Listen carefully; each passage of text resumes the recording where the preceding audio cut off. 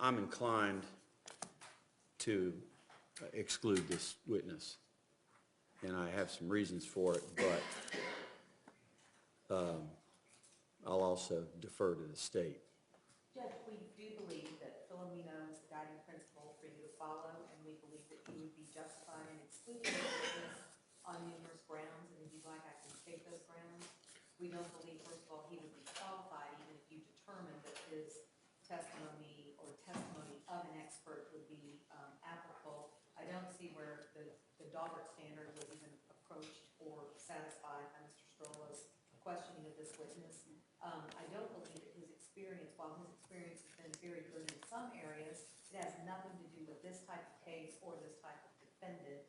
His primary work for several decades was with juveniles, working for the Department of HRS, and while he's a very nice man and has a very good heart, his degrees are in theology. He does a lot of counseling, and I believe that counseling someone who has experienced acute stress is a great deal different than being able to aid this jury, and that's the standard I believe this court has to apply.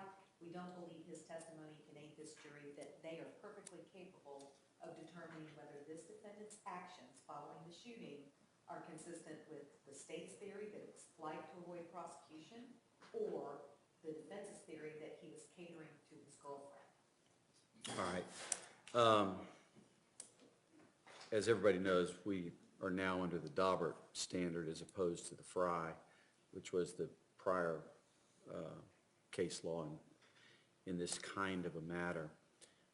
And I believe that it is harder actually to get this type of testimony admitted under Daubert than it was under Fry.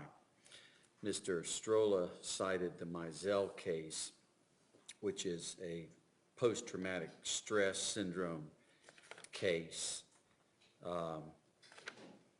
actually pretty local because it involved Dr. Kropp, who I'm familiar with, and I'm sure the rest of the attorneys here are. But the testimony that was discussed in that case was, as I said, about post-traumatic stress disorder and whether the doctor could testify about that in a second-degree murder case where there was an issue of self-defense. And so it went to the actual defense itself. And that case said it was not admissible to the issue of diminished capacity, but it was relevant to self-defense. This the court there said that the state, when they were arguing, was incorrect in characterization of the PTSD as diminished capacity evidence. The appellate court viewed the PTSD evidence offered in the case as state of mind evidence, quite analogous to a battered wife syndrome, or excuse me, battered spouse syndrome testimony that had been approved previously, and that type of testimony had been admitted in support of a claim of self-defense. So that case is a self-defense case, and that is not the purpose for which Mr. Strola has indicated he wants to offer. I've forgotten the man's name now.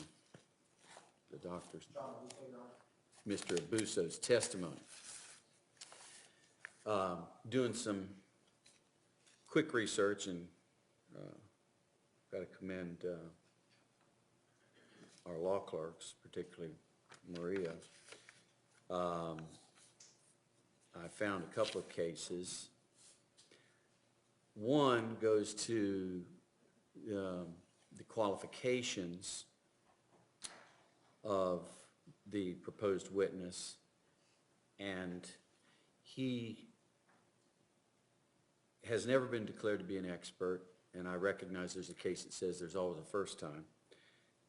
There's no testimony of any publications, no peer reviews. He He's never spoken to the defendant himself about this incident. There's a case of Humble versus State, which is a First District Court of Appeal case, 652 Southern 2nd, 1213, where the court held that a witness's 17-year experience working in the field of domestic violence, operating shelters and domestic violence programs, attending and teaching workshops on spouse abuse was insufficient to qualify her as a witness for the purpose of describing battered wife syndrome.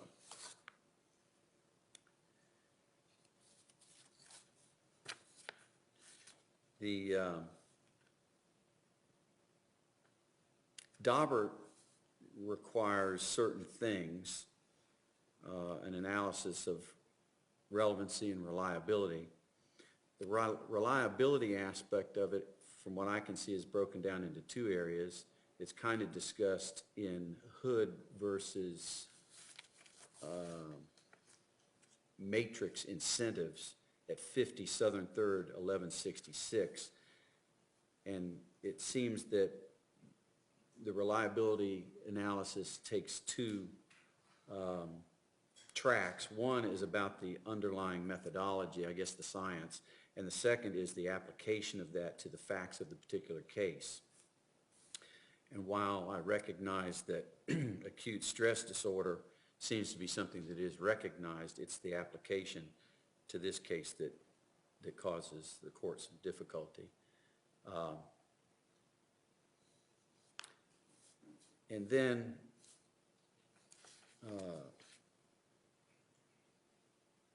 just for the record, there's a case of State versus Nazario, N-A-Z-A-R-I-O, which is somewhat helpful. That's 726 Southern 2nd, 349. But the most telling case is the case of Zile versus State at 779, 535.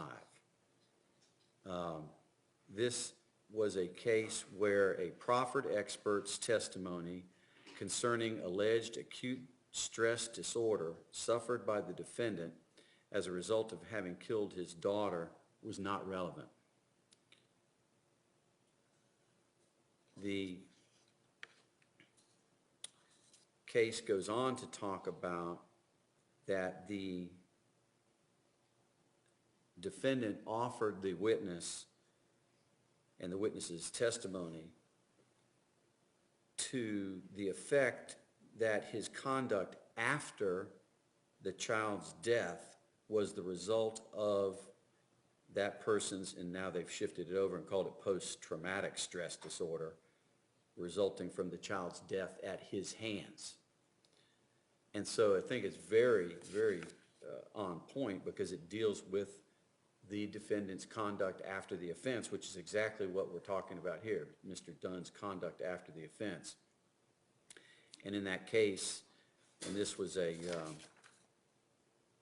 second DCA case, the second district agreed with the trial judge that the expert testimony of any acute distress disorder suffered by the appellant as a result of having killed the child was not relevant to assist the jury in understanding the evidence of how or why he affected the death of the child.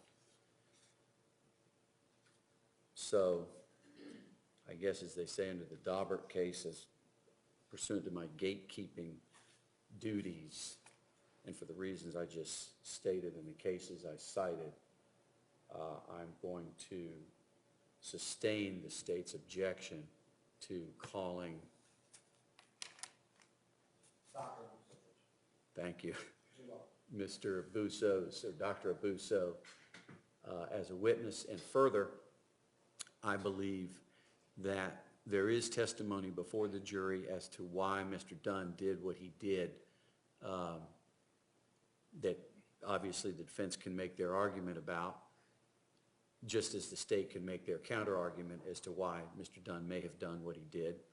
And it is my understanding that Mr. Dunn is actually going to testify, and so he, I'm sure, is going to offer more testimony as to why he acted the way he did after the fact. And so that issue then, in my mind, would be sufficiently before the jury. It's an issue that they would not need expert testimony on to decide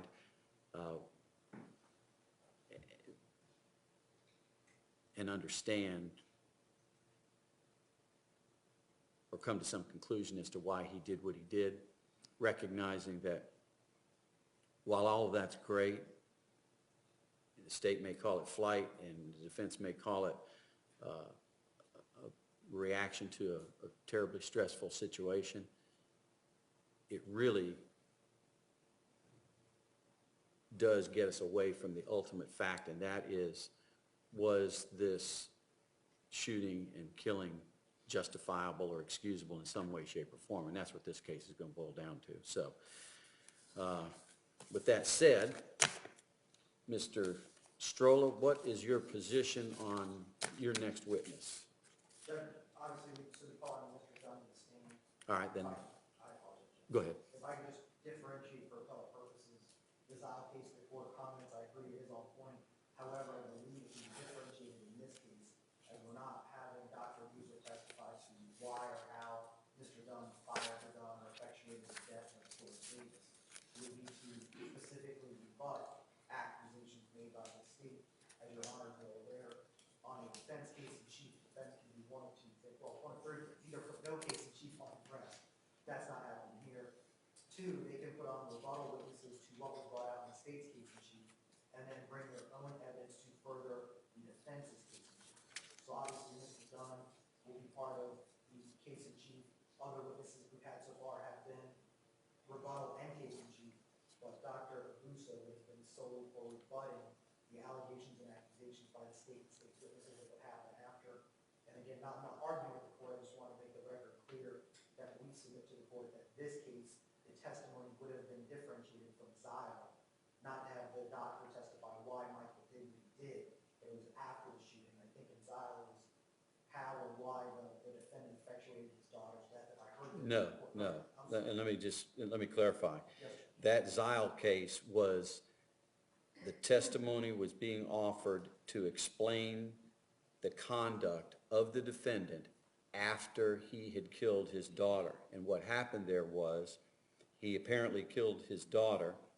After her death, he did not notify the authorities because of his concern over the bruises on her body. The next day, he wrapped the body in a blanket and hid it in a closet for several days in order that the other children in the home would not discover the dead child. He instigated a missing child report and a public plea claiming that the child had been kidnapped. He purchased a shovel, a tarpaulin, and other items in order to bury her body. He wrapped the body, secured it with duct tape, dug a hole, and buried it in a place he had previously chosen.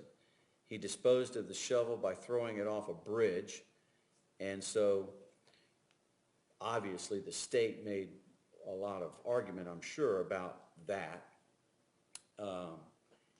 And while that is, those facts are much more, well, they're just different. It was about the defendant's conduct after the offense itself, and that's, so it wasn't what you thought, and I apologize if I misled you in some way. All right, so next witness is going to be Mr. Dunn. Yes, Your Honor. Mr. Dunn, I need you to stand up and raise your right hand again for me, please. Do you solemnly swear the testimony you're about to give will be the truth, the whole truth, and nothing but the truth, so help you God? I do. All right, you can just put your hand down. You can stand there just at ease if you'd like. I need to go through a few things with you before you testify. And we've done this a little bit, but I need to do it again. Obviously, you recognize that this is a criminal case, correct? Yes, sir.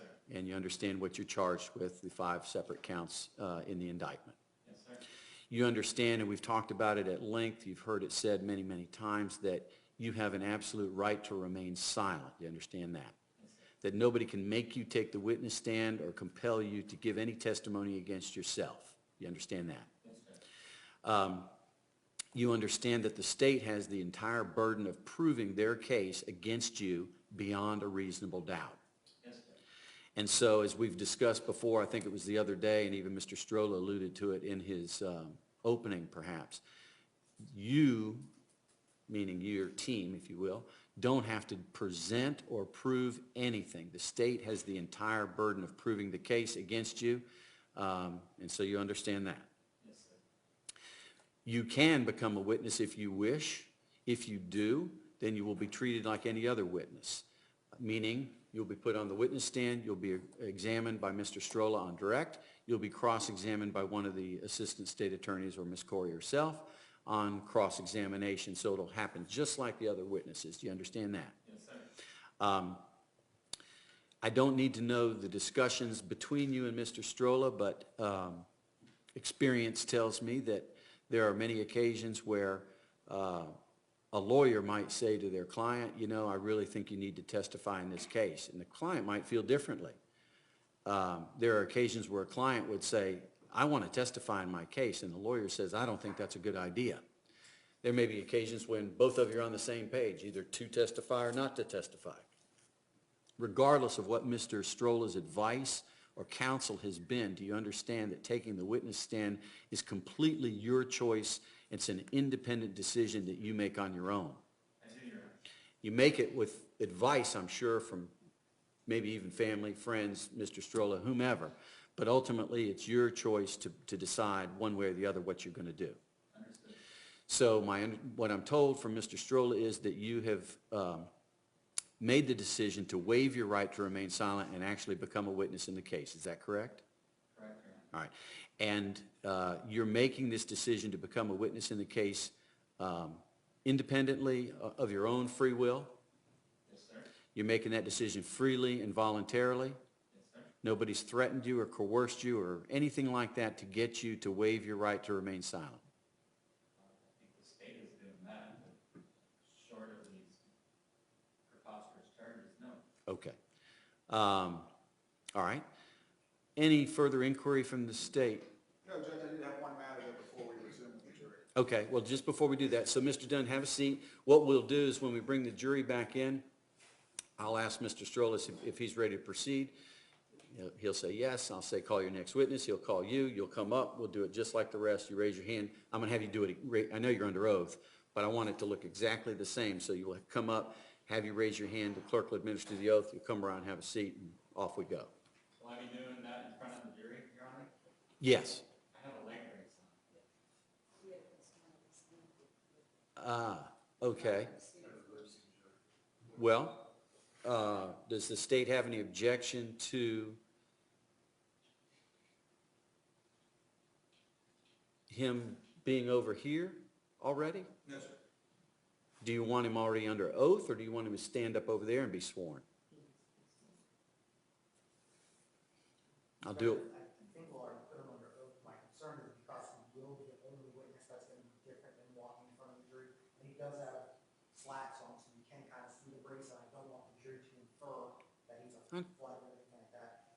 If he just already, if the jury already told he's already been sworn in. Okay. I think, because then it'll look like we have pre-trial proceedings, Your Honor. Okay. It'll kind of give a semblance of normalcy is what I'm after. All right, and then probably what I'll do, if you want, when we're finished with his testimony, we'll take a break. And that way he can get off the stand. That would be great, Judge. Okay? Your other matter. Judge, the defense had filed a motion to eliminate prior to trial that the court had deferred ruling on. And I wanted to address that in some respects now. And I think Mr. Strolla and I may be on agreement. I don't know if the court still has it. It's entitled Defendant's Motion to Eliminate Regarding Prior Comments, Acts, and or Similar. And what I advised defense counsel this morning is that I believe I should be entitled to ask the defendant that he believed that the people in that car were thugs, based on, what he had heard. He made the comment about, I hate thug music. I think I'm allowed to ask him that. I don't intend to go further than that at this point, unless for some reason he opens the door, but I think the motion was filed specifically regarding a number of other references or other terms the defendant had used to refer to the four teenagers in the car. I don't intend, like I said, at this point, to go further than that, but I did want the court's permission, rather than interrupt the jury, to question him about the fact that he believed the people in the car were thugs. Okay, Mr. Strolla. Judge, and again, it kind of goes to, it almost lets that horse out of the barn. It then goes to the heart of the motion, because then it does open the door.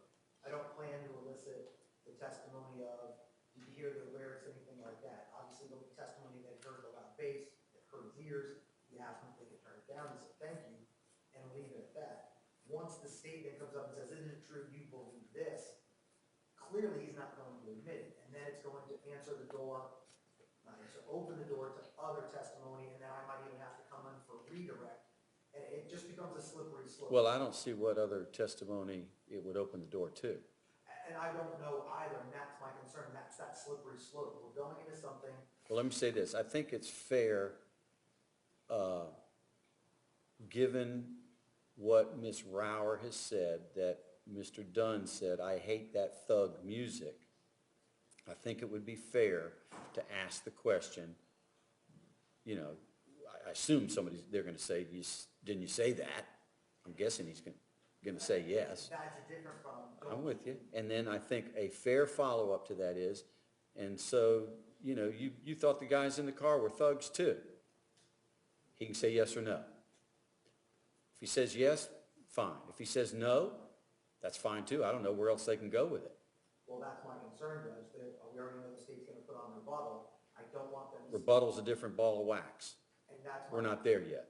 and I understand. And I haven't said what they're going to be able to put in yet either. And that's my concern, I just want the objection on the record. I think at that point too, Mr. Guy would have to clarify, then at the moment you said, oh, I hate that thug music, is that when you thought it? Because that's the problem, that becomes that slippery slope. There's obviously a time frame involved of when he pulls up, when he hears the bass, when he makes the comment, when Ms. Rowell goes into the store, when he asks him to turn it down. I mean, there's a whole chain of events, and the problem is if you just throw out that generic question, and he says, no, I didn't, then all of a sudden, well, didn't you make a phone call? Didn't you write a letter? Didn't you put a picture on your jail wall that you don't like thug life? And then again, now we start going into that slope of they're gonna try to bring things out. Well, Mr. Guy has said he's not thinking he's going there with Mr. Dunn, at least not at this point in time. Not to mention, apparently, I'm guessing your client's going to say that there was some conversation, to put it politely, between Mr. Dunn and Mr. Davis. And so during the course of that conversation, I can see where the state would say, well, if you didn't think he was a thug to begin with, maybe you thought he was a thug after he said whatever it is he's going to say he said. And that's my concern. That's what I'm trying to avoid. If he wants to tailor it to a certain time frame, because arguments can be made and will be made, similar to what you're saying, but that's for another time. But if my concern is you ask that question on cross, and then they try to then elicit other testimony after that, there's a very narrow time. Well, I would suggest you object to testimony after that, because what the representation is at this point is Mr. Guy is going to limit it to that. And so, based on his reputation, that's as far as I'm going to let it go, and I'm sure you too, and so you'll object, and then we'll have further conversation. Hopefully, we don't go there. And then rebuttal's a whole nother ball of wax. Right. Judge, I only have one issue as well. I had brought it up yesterday with Your Honor, the motion for cost for the investigator. Hang on, let me back up. So the motion, that motion in limine is granted in part, denied in part.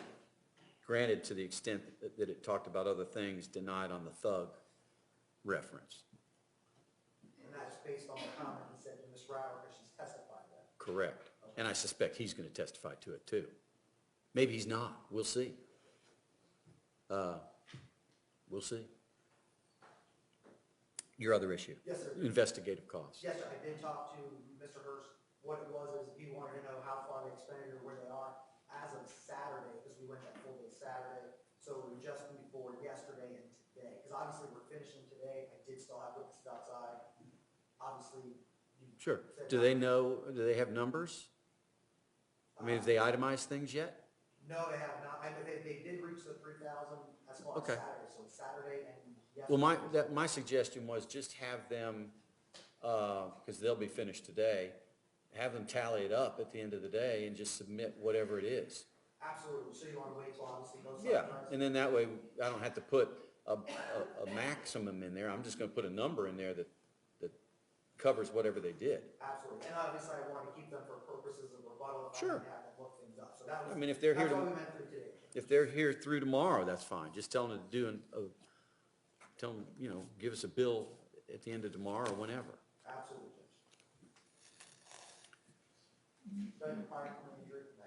Sure.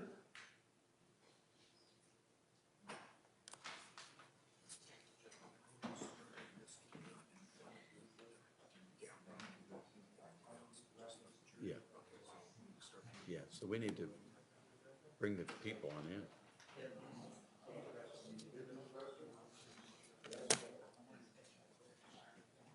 Well, I'll just have him come up and get sworn right here, and then I'll have him come sit down, and then the jury will come in. All the rest of the people need to come on in here. Okay, go ahead.